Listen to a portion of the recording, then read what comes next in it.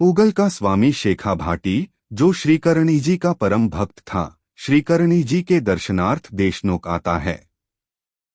उस दिन श्रीकरणी जी ने शेखा भाटी को कहा कि तू अपनी पुत्री रंगकुंवरी का विवाह बीका से करवा दे, क्योंकि बीका का प्रताप बहुत बढ़ेगा। तब शेखा भाटी ने कहा कि बाई जी, श्रीकरणी जी, आपका आदेश शिरोधार्य है, किंतु मुझे यह बात मंजूर नहीं है, क्योंकि मैं पूगल जैसे विशाल राज्य का अधिपति हूँ और बीका अपने पिता के राज्य का निर्वासित राजकुमार है।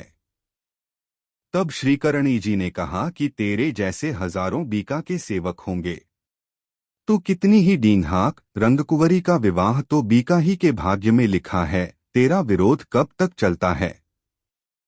इस पर राव शेखा श्रीकरणी जी के पैर छूकर पूगल को रवाना हुआ।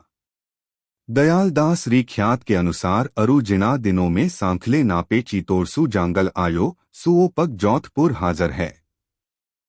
पीछे इन बीकाजी सोन्य तने परनावसा पीछे सेखो राव पूगलरी नेऊ श्रीकरणी जी सोग्रा में भाई कये बतलायो हो अरुवर दियो हो सु सेखो पण चवत्स ने श्रीकरणी जी रै दर्शन करण देशनोक आवे।